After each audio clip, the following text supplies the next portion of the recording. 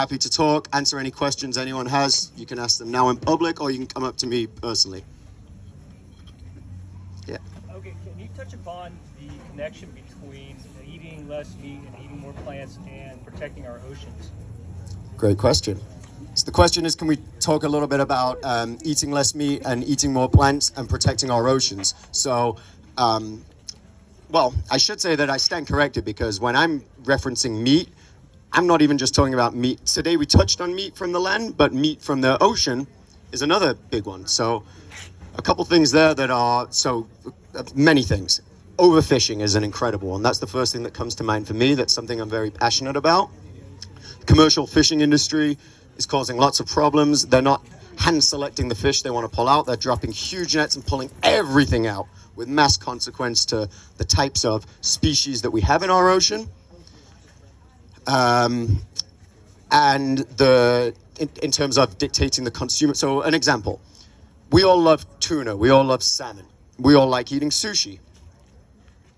Every single person in America wants to eat tuna or salmon every single day. We have to pull out so many of this in Manhattan every day. Sorry, I'm blurring here. In Manhattan, New York, every single day, the demand for sushi is so high that there are enough bluefin tuna pulled out of the ocean to fill 3 football fields just from the Manhattan demands every single day. That's the biggest city in America. We can't keep pulling out all of these fish every single day, lining them up, sending them to restaurants every single day. We're going to run out.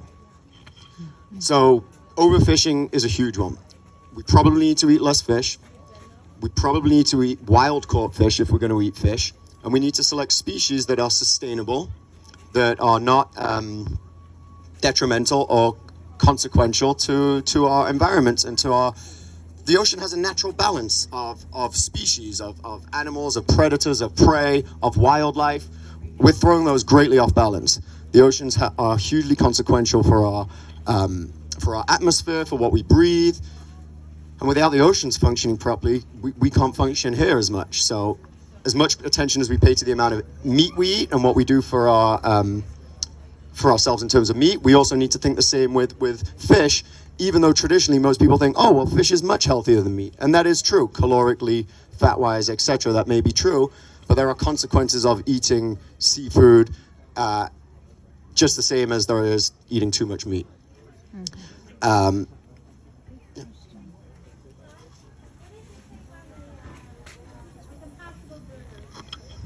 Great question. The question is, what is my take on Impossible Burgers?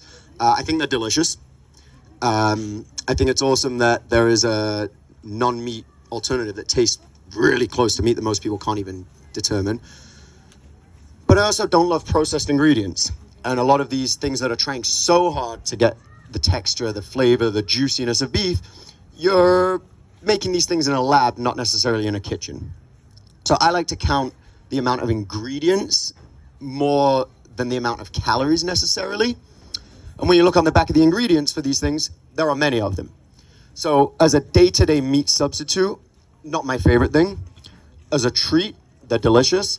And what they can do to a whole population in terms of making the average meat and potatoes person understand for the first time that they don't need meat is very powerful.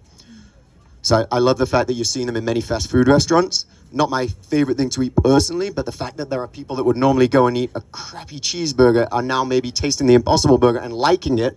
It's starting to get their wheels turning for the first time. Yeah.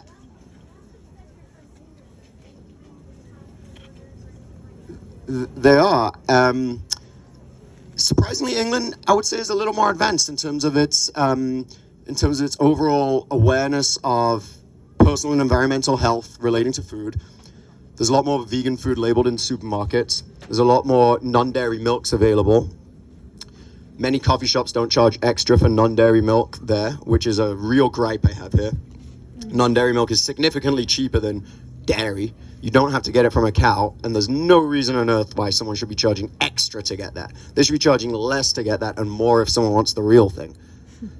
So that's funny. But England's very ahead of it, and a lot of it came, especially when I was growing up, Paul McCartney's daughter, Stella McCartney, was a maybe one of the first real famous breakthrough vegans. And she started opening restaurants and having lines of food in supermarkets. So from a young age, she was one of the people that really like introduced a lot of the nation to it. Great question. So we buy all organic produce. We're lucky to live in Southern California, which has many different microclimates that can grow all of these things year round. So we don't use too many tropical or crazy things, but we're using kale, celery, cucumber, carrots, onions, zucchini, celery, garlic, etc. Almost everything that we have, we buy from California all year round. There's a couple of exceptions. There's a couple months of the year where we can't get oranges or strawberries in California, and they might come from either Mexico or Florida. And we're sensitive of that because of transportation. Fruit and vegetables, they die from the second you pick them off the plant. They start dying, losing some of their nutrition, losing some of their flavor. And the time that something is cut from the tree till when it's served to a guest is imperative. You want to let food ripen. You want to let fruit or veggies ripen on the tree as much and as long as possible. What we have to do with our commercial industry is we have to pick them a little sooner. We have to pick them underripe because they have to hold up weeks, days of shipping, of transportation. So they don't develop their full flavor. So the big reason why when people go to Europe and they say, oh, I went to Italy and the tomatoes, they just tasted amazing. They tasted like an actual tomato. You know, it's probably because it was picked yesterday 3 miles down the road and it wasn't picked on the other side of the country 3 weeks ago. So we buy everything from California, a mixture of buying direct from farms as much as possible. Due to the demands of 3 restaurants and needing daily deliveries, we use an organic wholesale produce company. They're based in LA. And they go to the wholesale market every day. They shop the organic vendors, and they bring us down to our 3 restaurants. Everything else. Yeah. Josh, what's your take on this new technology of lab-grown meats? Good question. So again, a little bit similar to my take on the Impossible Burgers and the Beyond Burgers. I think the idea that we're being able to clone and replicate meat so well is amazing, and it's really going to help a lot of people that can't get past the mental hurdle of needing meat with every meal. They're going to get that juiciness, that unctuousness that they crave and they satisfy. For me, what I'm interested in ultimately is as fewer, cleaner, most natural ingredients as possible. So I'm more driven and motivated by making vegetables so good that people would actually rather have that than the meat itself in the first place. And long term, I really believe that's what's going to help us kind of evolve and live the longest, healthiest life, more than necessarily a lab-grown meat product. Although the lab-grown meat will do a lot of wonders for helping people break their mental addiction to needing meat all the time. Hi. Do you have any kid menus? That's a great question. The question is, do we have any kid menus? And the answer is we do have a kids menu. And the even better answer is some of my favorite things in the whole restaurant are on our kids menu. So we make a great kids quesadilla. My favorite item is the kids power plate, which has lots of veggies, lots of protein, and it's delicious. And then sometimes when I'm feeling naughty, I have the strawberry waffle. She'll be your next customer. Excellent. She's already like, Mom, can we go and try that? Excellent. Yes. Awesome. I wasn't here for the beginning, but do you make any of your like seasoning and things like that yourself? Yeah, great question. So we do make everything from scratch in-house, but we don't actually do too many of the fake. We don't do any of the fake meats. So we're a soy-free restaurant, which is unique for a vegan restaurant.